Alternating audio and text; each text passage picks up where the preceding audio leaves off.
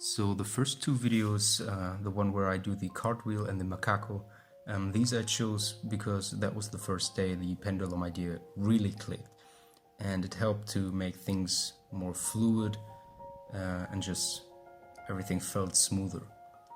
Also some first attempts at balancing upside down in the third clip. Very fun experience.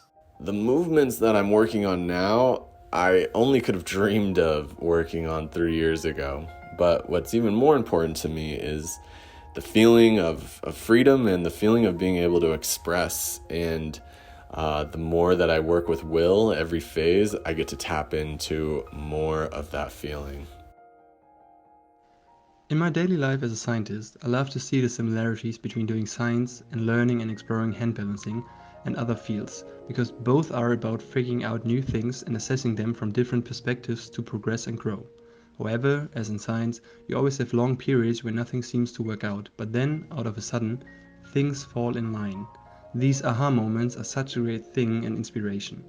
Overall, the translation from learning hand balancing to other life situations is just amazing.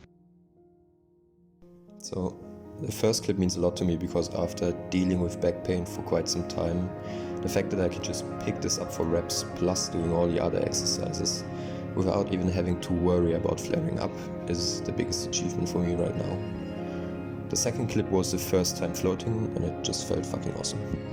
When starting to practice the handstand in lockdown isolation in 2020, I was so scared to go upside down, to fall on my back and break my neck, and to overcome that fear and really gain that confidence has definitely been my biggest achievement in 2020.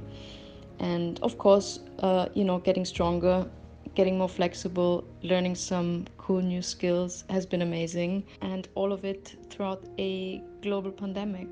So thank you, Will. Last February I couldn't handstand. I'm not naturally hypermobile, but the freedom that I've found in my body, having only started 18 months ago, it's a real source of pride for me now.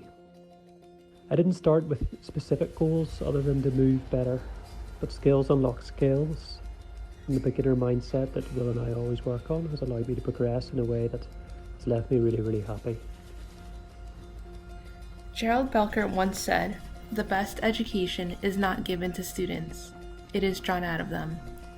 When things click between teacher and student, new doors magically open up and exponential growth suddenly seems attainable.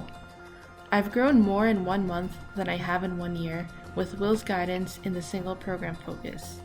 I can't wait to dive deeper into the rabbit hole in 2021. I am very much grateful for this year in terms of my practice. I became so much more comfortable and confident with being on my hands. Due to an injury near the start of the year, I feared the worst and my mind really went places. But all of that in combination with pandemic taught me some valuable lessons, and I like to think that it really improved my practice mindset.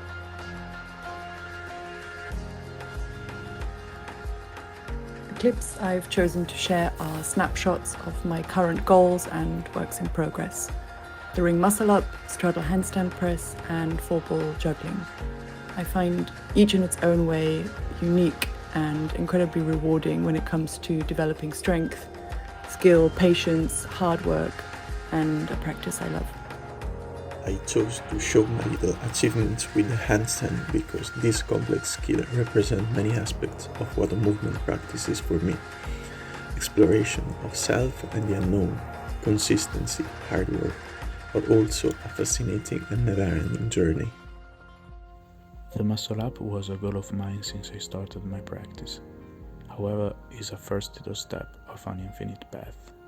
That's the beauty of a practice, to make it grow and grow with it. I chose these movements since they put me in an uncomfortable, unsecured place, which manifests a feeling of fear and unworthiness in those moments. It might sound sad, but in those moments I know this is exactly where I need to be, because there is a valuable lesson behind it, a lesson about myself and how I react in this world. I just need to keep digging and listen. Taking 3 to 5 minutes just to improvise and integrate the movements together proved to be a lovely way to switch off from all the external chaos going on around me. This is probably one of my favorite videos because it's the result of my work with Will throughout 2020. From not being sure of what I wanted out of my movement practice, nor how I wanted my movement practice to be, I have progressively found much joy, inspiration, and inner peace learning and practicing dance, floor work, and microbatics. And this practice has allowed me as well to understand being in my zone and sharing this with others.